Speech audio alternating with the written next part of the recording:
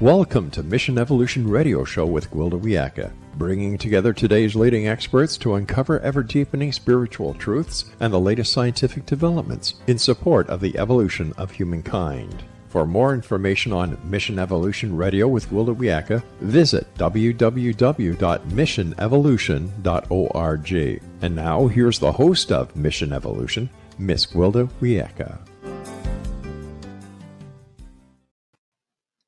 Have you been chasing symptoms around? Being prescribed a pill for this and a pill for that without solving the problems? What if all the seemingly unrelated symptoms you've been experiencing are rooted in the same thing, your hormones? This episode, the third in a series of 3, delves into the critical issue of hormonal imbalances found in both men and women and are often misdiagnosed for something else. If you missed the first episodes in this series, you can always find them in our archives at www.missionevolution.org. Mission Evolution Radio TV show is coming to you around the world on the Voice of Canada Broadcast Network, vocbn.ca. Dr. Deb Matthew is joining us once again to address the hidden hormonal issues often misdiagnosed as something else. America's happy hormone doctor, Dr. Deb is the best-selling author of Why Can't I Keep Up Anymore? A guide to regaining energy, focus, and peak physical and sexual performance for men over 40. And This Is Not Normal, a busy woman's guide to hormone imbalances. Dr. Deb is an international speaker, educator, wife, and mom of 4 boys. She's been featured on national podcast, radio, and over 100 TV appearances on NBC, ABC, CBS, PBS, and FOX. Her medical practice, Signature Wellness, is located in Charlotte, North Carolina. Her website, signaturewellness.org. Dr. Deb, thanks for joining us once again on Mission Evolution. It's great to be here. Well, this has been a wonderful, wonderful series, and I'm topping it off and finishing it out with how many things are mistaken for hormonal, that are actually based in our hormones. It's probably pretty staggering at this point. Yeah. So as a medical doctor, you became focused on hormones. What drove that decision? I was having my own hormone issues. When I was in my late 30s, I became anxious and I was having panic attacks in the middle of the night for no apparent reason. Like there was nothing going on that warranted me to be nervous and anxious. And I became really irritable. I was losing it with my kids and shrieking at them over every little thing, even little things like they left their shoes at the front door and I would fly off the handle. And then I felt so guilty because that's not the kind of mom that I wanted to be. But I didn't understand what was happening to me because nothing in my medical training really helped to explain what was going on. And I knew that I didn't understand why I would feel anxious. I didn't feel depressed. But what I didn't understand is that it was my hormones. And when I figured it out and I got my hormones back in balance, I got back to feeling like myself again. And it really made all the difference. And so that's what prompted me to learn more about hormones, hormone imbalances. And so I've been doing this now this is my 18th year. Wow. I didn't realize you've been doing it that long. So, a lot of people mistake every time we talk about hormones, they think of women and menopause and, that's it. But I guess there's a lot more different kinds of hormones and they all have to balance out somehow. So what exactly are hormones and what do we mistake them for? Yeah. Well, hormones are chemical messengers. So they are made in different glands in our body, in different parts of our body, but then they go through our bloodstream and they actually give information to our body to tell our body what to do in all the different parts of our body. And so if we need, one hormone will go up if our heart needs to go up faster, speed up faster, and a different hormone can be released if our heart rate needs to go a little bit slower. So there's all sorts of most parts of our body, to be honest, are controlled by various hormones. And it's the balance between the hormones that makes a difference between is everything running smoothly or are we having symptoms and not feeling like ourselves? And in medicine, we were really taught to treat diseases, infections and things like that. But if your hormones are just a little bit out of kilter, then you don't feel as good as you could, and things can start to have little hiccups in your body. But sometimes our prescription medicines aren't the right solution. It's just that that's mainly what we were taught to use at medical school. It doesn't always help if it's a hormone problem. Sounds like hormones are command central of the body. It's How a much great of way to put it. hormonal function and dysfunction is covered in medical school? Well, we learn a lot about diseases of hormones. So if you have a disease where you're no longer able to produce a certain hormone, that would make you extremely ill. Or if you have a tumor and way too much of a certain hormone is being created, that causes really big problems. Those kinds of things we definitely learn about, and endocrinologists are the specialists that deal with those kinds of hormone diseases. What I think we're going to talk about today, though, is more when the hormones are somewhere within the realm of what would be considered normal, but they're not properly balanced, or they're not an optimal amount, so that we're not exactly sick, but yet we don't really feel well. And that's where it's so common. So many people have these kinds of symptoms. They have no idea that it's due to their hormones. And often their doctor also isn't aware that this could be because of their hormones. And so either they get misdiagnosed, or they get treated with a medicine to try to help their symptoms. And maybe the medicine even helps a little bit, but it's not really fixing the root of the problem, which is the hormones. So you said that the hormones have to be in balance, and there's even hormones that keep your heart running at the right rate. Who controls all that? Where's that controlled? Really great question. So some of it is controlled by our brain. In our brain, we have our hypothalamus, which is a part of our brain that's sort of like the true command center. And it sends messages to another part of our brain called the pituitary gland, which then sends messages out to different parts of our body. And then through our bloodstream, the hormones come back, and our brain can sense if the right amount of hormone is in the bloodstream and can start turning these messages off. So there's this feedback mechanism. Your brain tells your body to make more of these hormones, and then your brain can sense, okay, now I feel the hormones are back. And so it turns off the message. And that's a really important fine-tuned, messaging system that doesn't always work so great. So if we're not eating the right foods, if we're too stressed out, if we're not getting enough sleep, toxins in the environment, there are all kinds of examples in our modern world where this fine-tuned messaging system has some hiccups in it. And then the end result is we're tired, we don't sleep, we feel bloated, we can't lose weight. We have all these different symptoms. And when we show up to our doctor to complain, what we were trained to do in medical school is to make sure that you're not sick, to make sure that you don't have a disease. And because this doesn't really count as a disease, we don't really have a medicine to fix it. And so you end up sort of falling through the cracks of our medical system.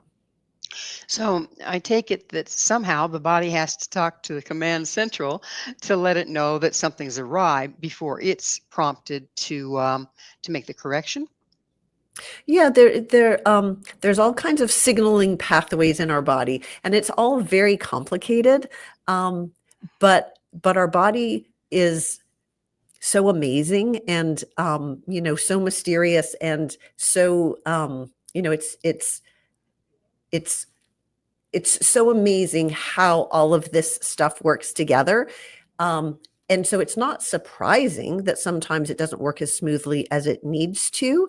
But we can tell typically by lab tests and things like that whether somebody's hormones are not doing what they need to do. Sometimes we can tell just from the pattern of symptoms that they're having. The most important thing is we have to know to ask the questions. And so sometimes just starting with, could this be my hormones, is a really great question to ask, so that at least that can be taken into account as a possible reason for why you're not feeling your best. But if you go into your normal practitioner, who is so busy, by the way, they don't have time to sit around and talk to you very long. If you know the right questions to ask still, so they run a hormone panel, does it always show up there? So it's a good question. So first of all, when you go in to talk to your regular doctor, sometimes it's difficult to get them to run a hormone panel because it's not really part of what we were trained to do unless we're looking for a disease. And unless they think that you could have a disease that has to do with your hormones, then they probably are less likely to run the lab tests for you. And then more often than not, the lab tests may come back showing that your hormones are in the quote unquote normal range, which means, normal means you don't have a tumor or you don't have a disease. It doesn't mean that you're feeling your best. And it doesn't mean that you wouldn't feel better if we got your hormones in a little bit better balance. And so sometimes it can be really difficult because this is a different way of thinking about things than what we were trained in medical school. In medical school, really honestly, we were trained to treat diseases with medicines or surgeries. So it's important for your doctor to check you and make sure that you don't have a serious disease. But if you're still not feeling good, sometimes what you end up being told is it's just stress, or this is just normal, or this is just your age, or, it's really not so bad. You should just put up with it. And these are all really unsatisfactory answers when you don't feel good. I was going to say, tell my husband that, right? Yeah. Just put up with it, not. So the if the range of the labs, it's pretty gross, right? It's Quite a big range most of quite the a big time. range. If you move it in, because now we get to see our labs very often. You go to a patient portal or this or that. Yeah. So if you manage to get your doctor to run the panel in the first place, where would you start to look, even though they're not trained to do so? Where would you start to look on those ranges? How far in would you cut them? Yeah. Well, you know what? It varies for each hormone. And so I think it's very difficult for people to try to interpret their own labs and try to figure it out for themselves because it's complicated and there are lots of different hormones. So it's not like when we say a hormone panel, there's lots of different hormones that can be measured. And so which ones would even be the right ones for you based on your circumstances, your history?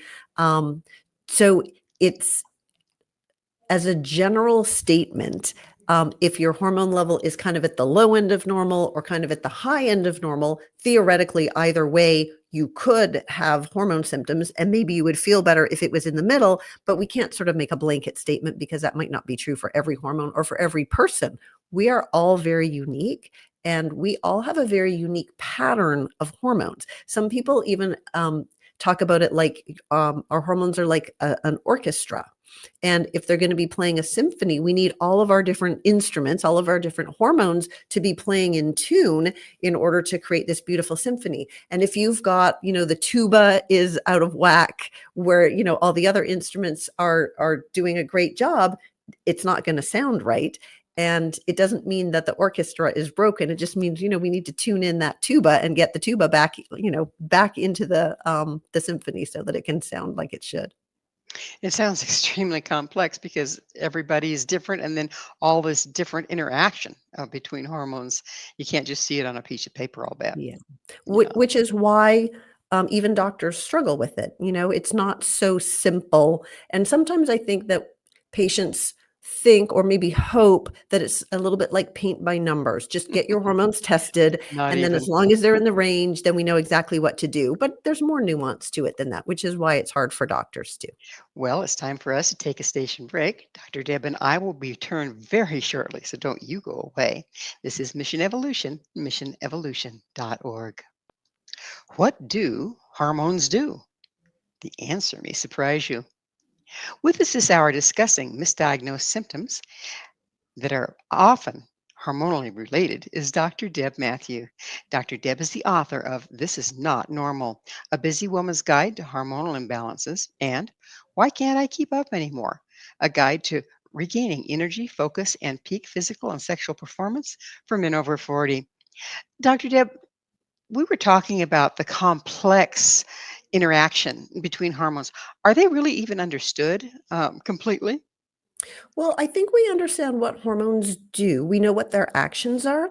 But where I think a lot of people are surprised is that a lot of symptoms that commonly, we experience can be due to hormone problems. And that's the part that's not really recognized. So even for doctors know generally what different hormones do, but don't always recognize when they're not doing everything that they need, and so people cannot feel good. So there are a lot of symptoms that people experience commonly, that could be because their hormones are out of balance, and it's often not recognized that hormones are a cause of those symptoms. So people go through all kinds of medical workups looking for underlying problems. Often it comes back, everything is normal, um, and solving the hormone problem could have fixed the symptoms.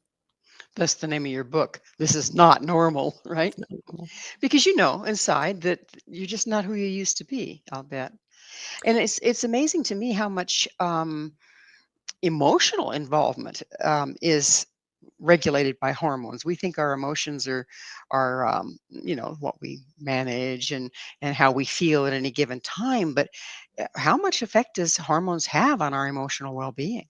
Yeah. Anybody that's ever had PMS, I think, can attest to the fact that our hormones have a lot to do with how we feel emotionally. And there are all different ways that this can manifest depending for women or for men and for what ages.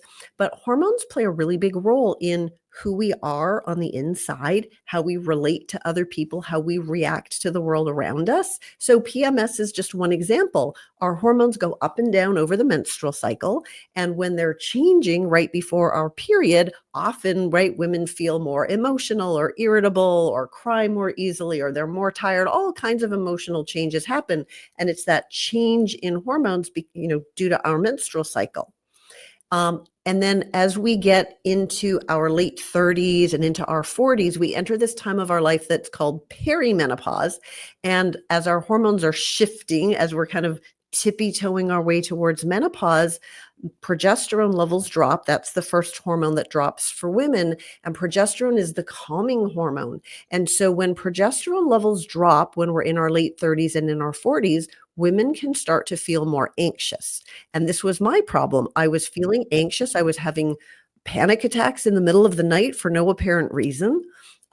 Because it's a calming hormone, when you don't have enough of it, now you become more irritable. And instead of just being irritable like 2 days before your period starts, now we can be, irritable for a week or even 2 whole weeks out of the month.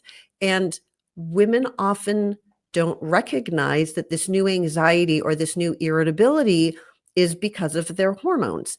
Especially if you're 38 or 42, you're not thinking about menopause. But this is a really common one. Another really common hormone that affects how we feel and our emotions is testosterone. And this is true for women and for men.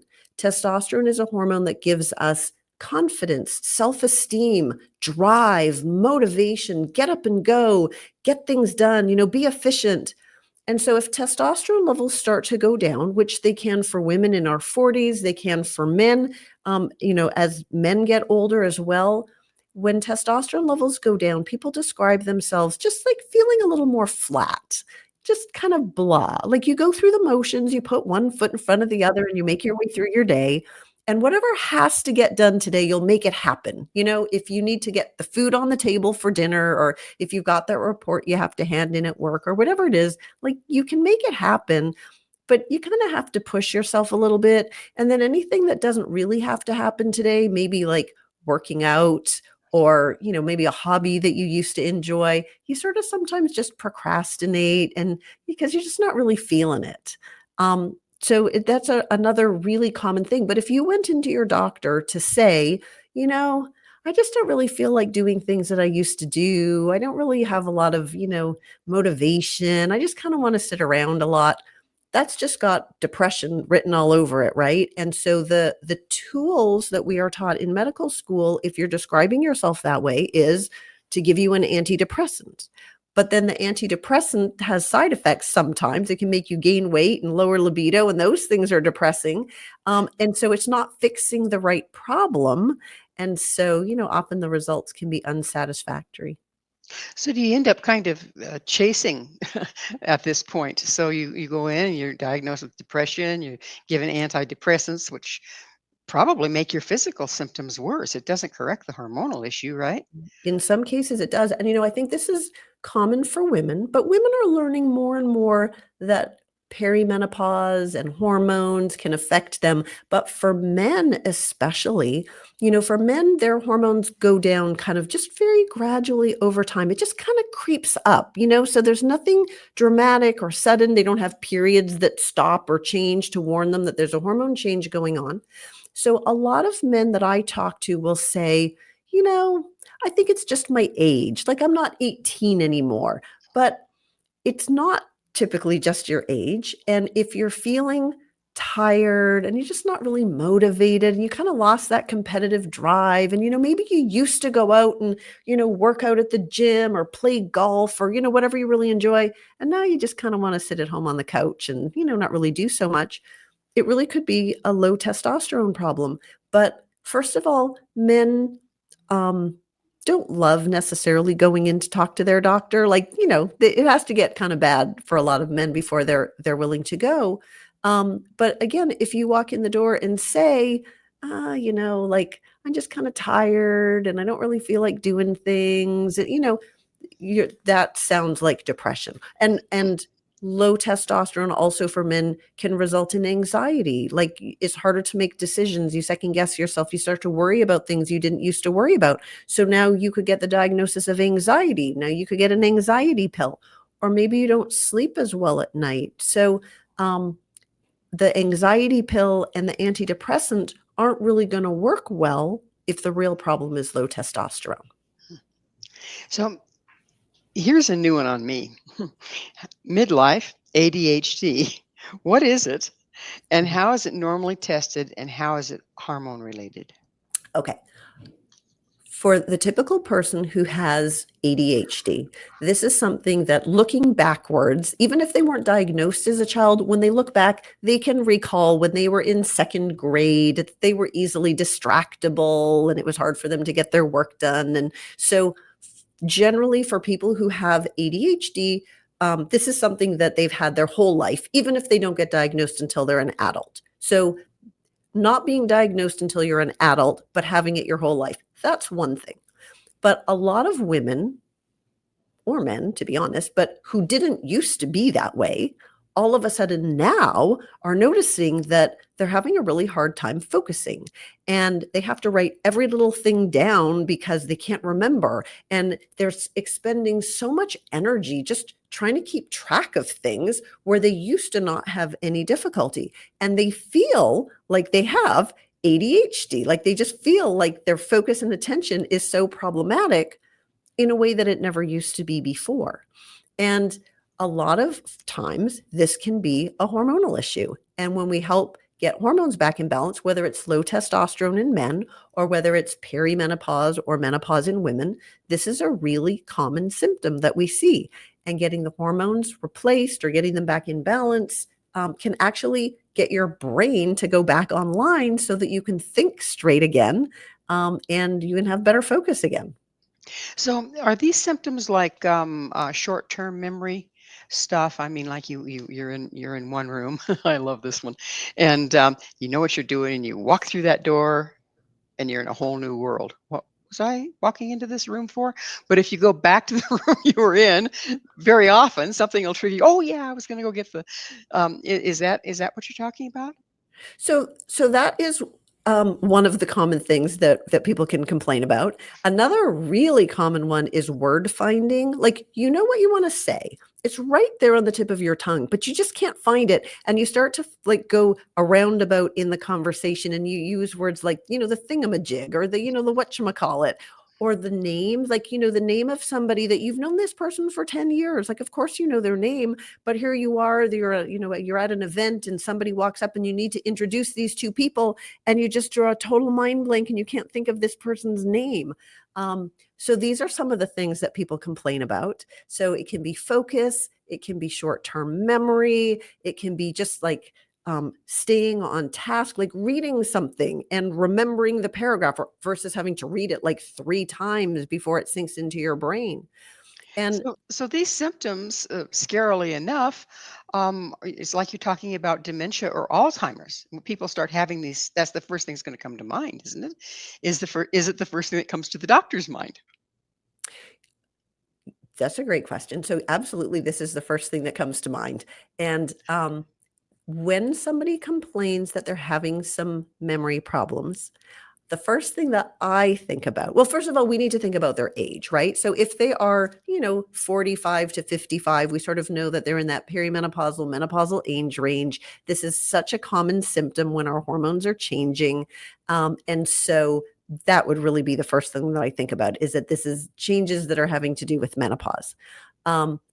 What would make me think that it's something more than menopause would be if this has been long standing, like over years, if it's getting worse, and then if more serious kinds of memory lapses are happening, like you're driving home and suddenly you sort of, things look unfamiliar and you kind of for a moment can't really remember where you are and what's the next turn to get home. So if those kinds of more significant memory blips are happening, that's when I would be more worried about it. And I would, want to have more of an evaluation to see what's going on. These smaller things where, you just have to write everything down and you've got a list for your lists and, that is much more likely to be hormonal. What about women that have had a hysterectomy and they've taken everything? So all of a sudden you go from being where you were to what a modern mess I'll bet that makes. You're right. So especially if we take your ovaries out, like you said, everything is gone, you become menopausal overnight. So if you weren't menopausal yet, but you had to have all your, uterus and ovaries removed, then we've just put you into menopause, like bam, just like that. And that can be very difficult for women. So you can have the hot flashes and things that a lot of women associate with menopause, but I don't believe that a lot of people recognize just how important estrogen is to our brain.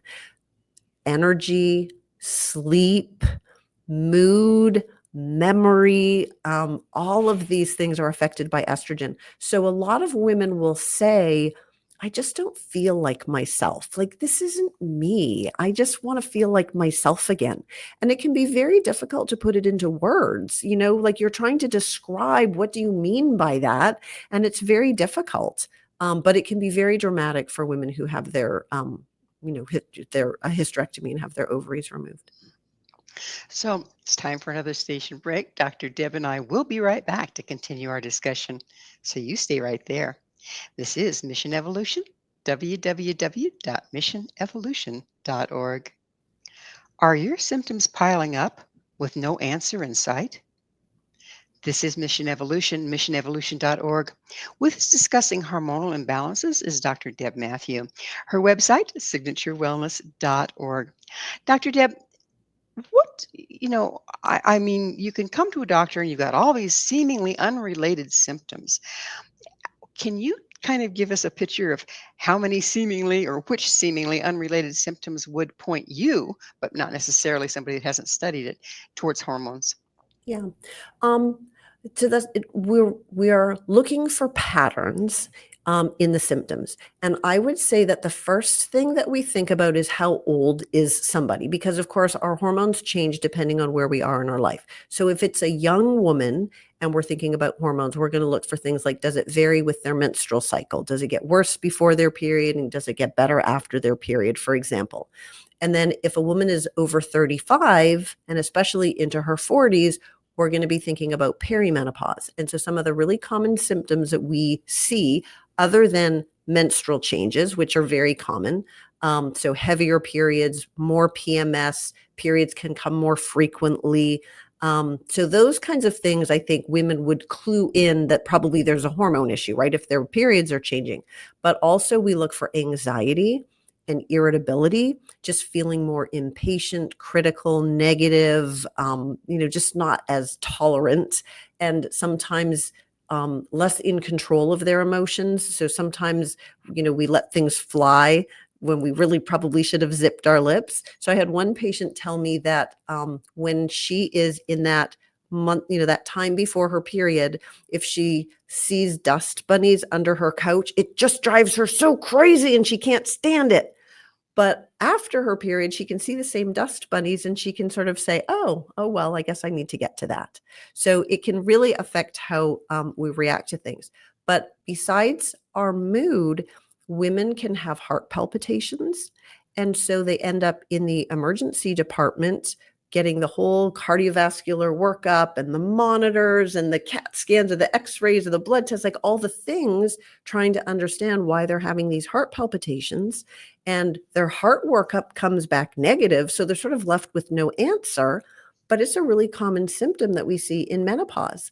And so, of course, we have to rule out that it's not something more serious. We would never want to miss a heart problem. But heart palpitations are one of the common symptoms that we see with menopause that is often not recognized. So for women who are over 45 and, kind of getting into their 50s, this is when we also look for things like achy joints, dry skin, memory problems, vaginal dryness, urinary problems like urinary leakage or urinary tract infections. So depending on how old women are, we're kind of looking at these constellation of symptoms in order to help us judge, could this be due to hormones? And the same is true for men, depending on where they are in their lifespan too. The pattern of symptoms is a really important clue for us. So likely a woman could have heart palpitations, mood swings, depression, irritability, incontinence, all these things, and they would be treated as individual problems versus put together and seeing that it's actually probably hormonal related. Exactly. So she would have a heart doctor to think about her palpitations, and she would have her gynecologist thinking about her, urinary tract things or whatever. And if she's got achy joints, then she might go see a rheumatologist. Like we've got all these specialists, and each specialist is only looking at their one symptom. And generally, they're treating it with whatever, like the urinary tract infections get the antibiotics, and the heart palpitations get some kind of, heart medicine to prevent that. And the joint doctor gives you the anti-inflammatory pills. And so we get all these pills. Each symptom gets its own pill. And maybe some of those pills help to diminish the symptoms. I'm not against medications, but if we could just address the underlying root cause for why all of these symptoms were happening, then we could make the symptoms get better, and we wouldn't need all of those prescription medicines, often that come with side effects. And don't you end up being kind of like a toxic dump for all these chemicals? And Yeah, we I don't mean, know do we know how they interact with each other? no, of course, that's a really important point. We don't have studies that show what happens if you mix an anti-inflammatory pill with a sleeping pill, with a cholesterol pill, with an antidepressant. Like when we put all of that cocktail together, nobody really knows exactly, because we couldn't possibly study every single permutation of all the different possibilities. So, ideally, we want to be healthy and we want to feel good, and everybody deserves to feel good. But if we can help you to feel good without having to rely on prescription drugs, that would be desirable. That would be great. So then say you're one of those people that's got all these bottles lined up and you're on all these prescription drugs, all of which were prescribed for something that was misdiagnosed. Once you're on all those prescription drugs, does that muddy the water and make it even more difficult to track down what's really going on? I suppose it can. It doesn't make it impossible, though, because if we can evaluate somebody's hormone status, figure out what hormones might be too high, what hormones might be too low, get started bringing things back into balance, whether it's with lifestyle factors, nutritional supplements. Sometimes we use bioidentical hormones, which is the natural form of hormones, if we need to replace something. Then they can feel better, and then their symptoms start to diminish and to kind of melt away. And then we can start working towards taking away maybe this medication first, or lowering the dose of that medication. And then we can kind of work our way down off of some of those medications where appropriate. Sometimes there's medicines that have to stay depending on what they're for. But that's sort of the approach, is we don't just take the medicines away. We help you feel your best first, and then we kind of work on them one by one to sort of decide, do you really need them anymore? Maybe we could do without. So this is a hot topic, erectile dysfunction. Is it indicative of a hormone imbalance? And if it is the imbalance, is it correct? Is it correlated? So can it be corrected so that men can get away from the little Yeah. blue pill? Yeah. The first thing that we should say about erectile dysfunction is it's important for men to know that if they are having difficulty with erections, that it is quite likely a sign of heart disease. Because in order to have an erection, blood has to flow in. And if the blood vessels are blocked, partly, then blood doesn't flow as well. But if you have some blockages in the blood flow leading to your penis, you may well have it everywhere, including blood vessels to your heart and to your brain. So that would be the first thing is, don't ignore it. It's a symptom that could be a sign of something different. But if testosterone levels are low, that can cause erectile dysfunction for men. And so you can take the little blue pill, and what that does is it opens up blood vessels so more blood can flow for a better erection. But it doesn't fix the underlying testosterone problem. But here's one of the ways that men can know, even without a blood test. There's a difference between desire and erections. So if the problem is that the desire is just not really there, like the libido has gone down and, they're just not even thinking about it, then that could be a testosterone problem because testosterone impacts your brain.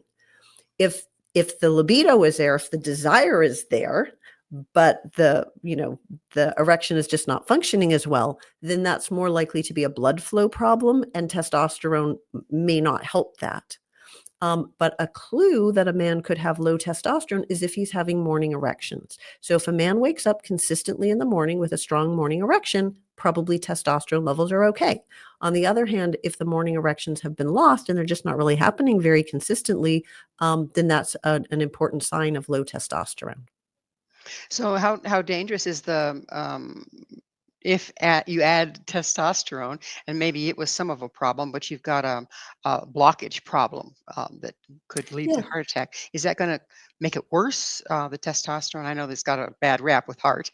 Yeah. Well, testosterone is actually really, really important for men's heart health, and men with low testosterone have a risk for heart disease. So if you don't currently have heart disease, but you have low testosterone, if we can help you get your testosterone levels back up, either naturally or by giving you testosterone replacement therapy, that's actually important to protect your heart, your brain, your bones. Like it helps to keep you healthier, and men live longer if they have better testosterone levels. Now, if you already have heart disease today, and that's partly why the erectile function is a problem, then we have to be a little bit more careful. So here's where you need to have a proper evaluation from your doctor. And, we need to know what we're dealing with and talk about the risks and benefits and everything. So it's not an all or none. It's not like, it's always dangerous. Testosterone can be actually really beneficial for your heart, but we have to take, each person's personal history and their personal risks and benefits into account. Is some of the hormone tendency towards hormonal imbalance hereditary? Well, yes, but all of us are going to age. And so menopause happens to all of us. If you're lucky enough to live long enough, all women are going to go through menopause. And really all men, have testosterone levels that decline over time. But the tendency to have more or less problems can be inherited. So some women, more kind of female problems run in the family. Some men have more of a tendency to have low testosterone that runs in the family. So there's not like there's a gene for this. It's not like there's one gene that controls this. But certainly there can be a tendency to have different things that run in the family. And that's especially true with thyroid. We haven't really talked much about thyroid today, but thyroid disease often can run in the family. Ooh, well, let's jump on the thyroid. I mean, that I think is pretty much misunderstood, right? We have Hashimoto's disease, and then we just have low thyroid. What's the difference between those two, say, for instance? Okay. The most common cause for low thyroid is this Hashimoto's, which is an autoimmune condition. So our our immune system has made a mistake. Our immune system is supposed to make antibodies to go fight germs. But in this case, our immune system made a mistake And now it's created antibodies that are fighting our own thyroid gland and damaging our own thyroid gland. This is very common. I have this. 90% of women with low thyroid have this as their reason. It's just that it's often not tested for, so they have no idea. But if this is the case, this is an autoimmune condition. That's what we call this class of diseases where our own antibodies are attacking a part of our own body. And that's important because your thyroid gland would have been fine if your immune system left it alone. So really, this is an immune system problem as opposed to really a thyroid problem. So if this is in its early stages, sometimes if we can do things to help your immune system calm down, we can actually save your thyroid and it can recover and it can get better without needing thyroid replacement medicine. Once you've had this for a long time and your thyroid's been damaged sort of beyond repair, then you're going to need to be on thyroid replacement therapy, and that's sort of a more permanent thing. Not everybody, though, who has low thyroid has it because of an autoimmune condition. There are other reasons that you could have this. So sometimes people have surgery, they have thyroid cancer or nodules or other reasons that they have to have their thyroid removed. That would obviously cause low thyroid. But toxins in the environment can do this. So fluoride, chlorine, halogens, there's different chemicals in the environment that can damage our thyroid gland, heavy metals, there's chemicals that, sorry to interrupt on the You know, thyroid, but it's time for another station break. Please stay with us as Dr. Deb and I continue to explore the hidden symptoms of hormonal imbalances. This is Mission Evolution. Mission Evolution. Can hormonal issues be fixed? This is Mission Evolution, missionevolution.org. We're continuing our discussion with Dr. Deb Matthew. Her website, signaturewellness.org. So we've been talking about a lot of ways that hormonal imbalances are misdiagnosed as something else. Once we get it figured out that we are dealing with a hormonal issue, what are our choices? How can we fix it? Yeah. Well, this is how I approach it with my patients is we look at 4 pillars of health. So we're looking at the hormones, but we're also looking at gut health, we're looking at toxins, and we're looking at lifestyle habits. So if we go backwards, lifestyle habits is an important first place to start. So we want good nutrition. We need to fuel our body with the vitamins and minerals and all the nutrients that we need in order to be able to make hormones. We want to make sure that we're not overdoing sugar, alcohol, the kinds of things that are harmful, the fried foods, fast foods, junk foods. So healthy nutrition is a really important place to start, no matter your age, no matter which hormone is the problem for you. Exercise is another important tool for us to help balance hormones. So regular exercise, it doesn't have to be, hardcore marathons or anything like that, but regular moderate exercise is important.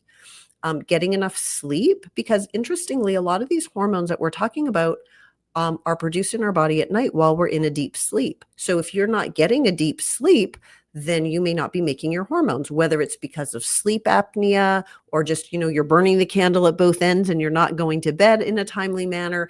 And then, of course, the hormone imbalances can make it so that you don't sleep well. So it's a little bit of a catch-22. But sleep is really, really important. And then stress is hugely important, no matter what the age, no matter what your hormone issue is. When you are stressed, your body reacts by making more cortisol, which is our stress hormone, and cortisol regulates all the other hormones. So if you're stressed and your body's busy making more cortisol, it can do so at the expense of the other hormones. So stress makes cortisol go up, which can actually cause other hormones to go out of whack. So balancing stress and bringing cortisol back down can make a big difference. So lifestyle habits are always a really, really important place to start. One of the things that seems like big modern problem is the flora and fauna or lack thereof in our gut. If our gut is imbalanced in flora and fauna, can that be part of the equation? Yeah, the kind of bacteria and microbes that live in our digestive tract turn out to be really, really important to our overall health. We need to have enough of the good bacteria, the probiotic bacteria, because that's what keeps us healthy.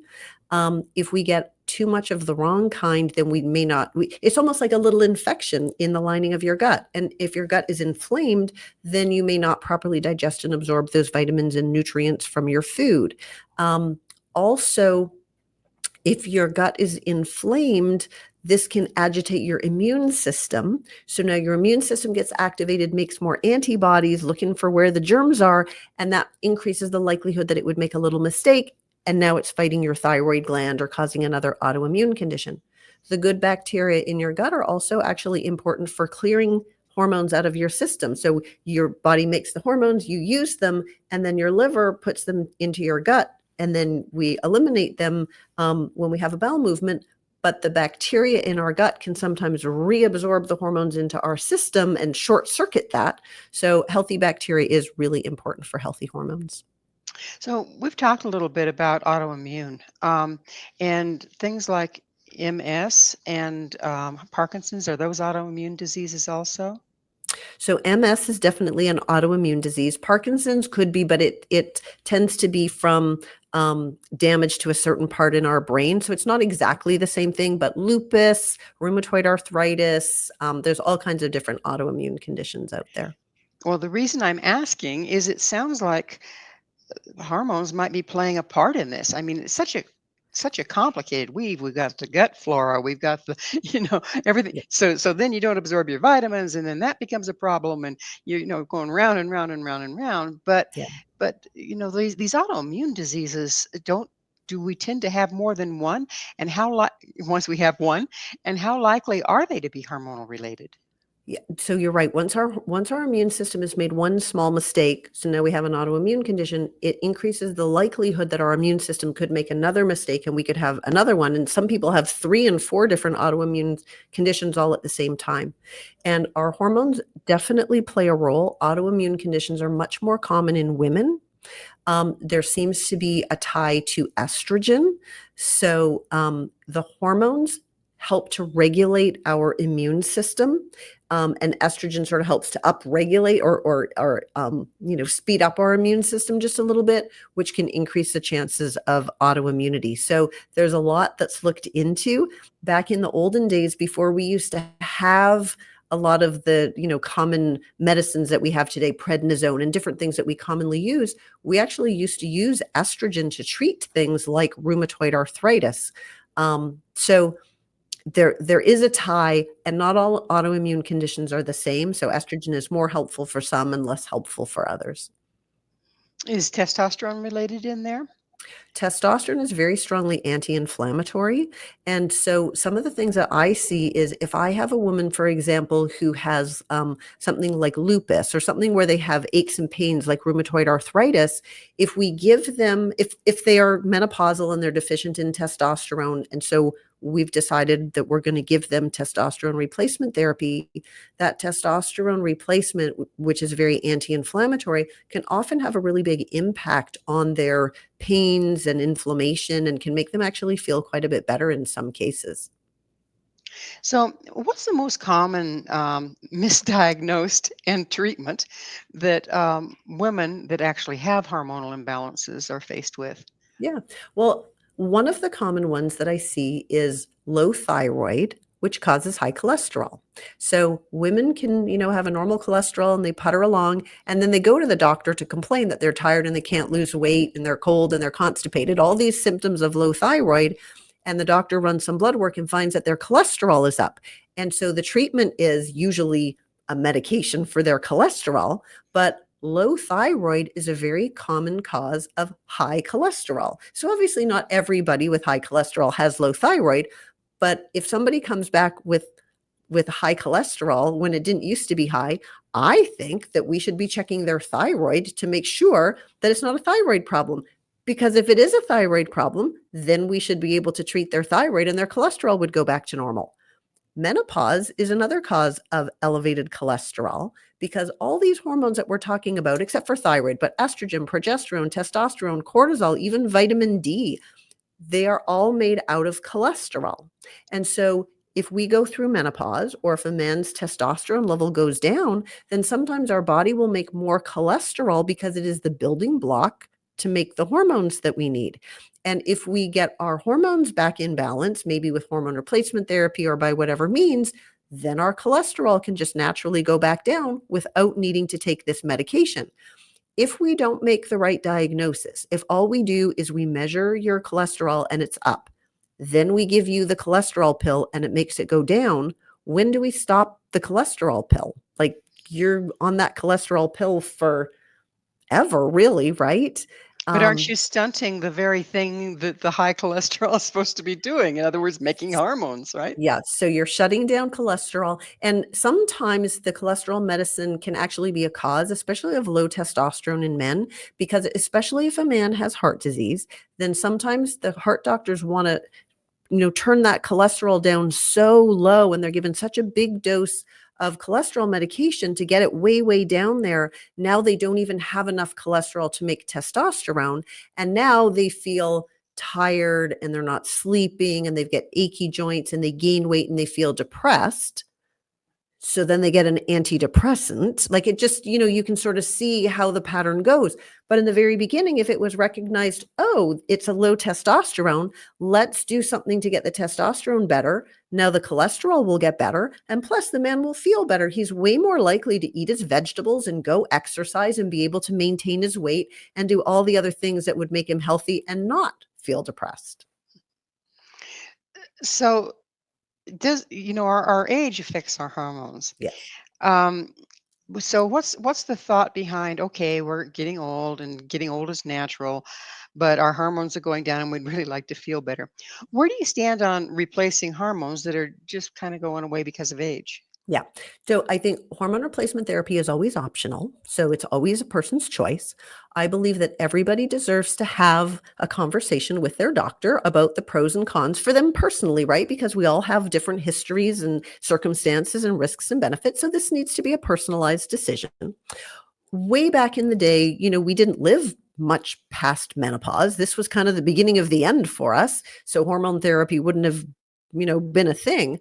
But nowadays, I think it's kind of like when you get over 40 and now all of a sudden, you have to hold the paper a little farther away because you can't quite read it anymore.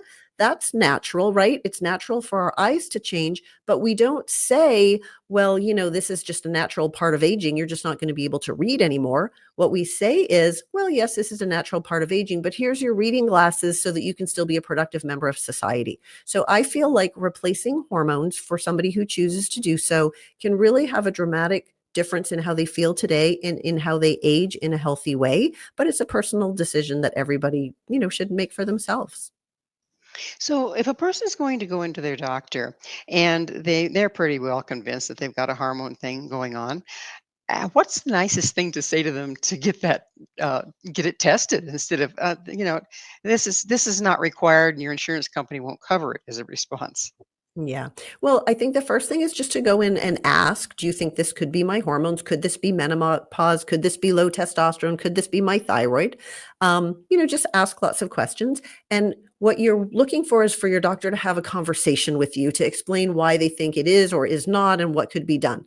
If you do get kind of we don't do that, you're too young to have a hormone problem, you're too old for hormones, if you kind of get shut down, don't just give up. If your doctor doesn't really have a solution for you, just understand it's not how they were trained. It's not part of what we normally do, but it doesn't mean that you can't go find somebody else who can look after you. Sometimes the testing may not be covered by your insurance, or the practitioner that you find may not be covered by your insurance, but it doesn't mean that you can't find the help that you need. And really, what I would recommend looking for is a functional medicine provider, because that's the kind of person that looks deep down to find the root cause of why you're feeling the way that you are. Well, Dr. Dib, we are out of time. I can't thank you enough for this series. It's been so powerful. And just before we go, real quick, one word that would help people. Be empowered. Perfect. Perfect. Again, thank you so much for being on the show. Thank you. Unfortunately, we are out of time. Our guest this hour has been Dr. Deb Matthew, America's Happy Hormones Doctor. Dr. Deb is a best-selling author of This Is Not Normal, A Busy Woman's Guide to Hormone Imbalances, and Why Can't I Keep Up Anymore?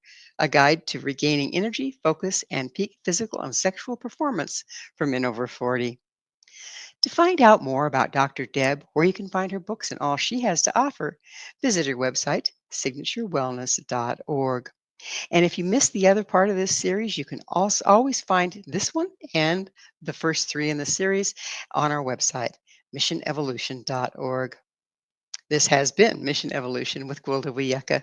For more information or to enjoy past archived episodes, like I said, visit www.missionevolution.org.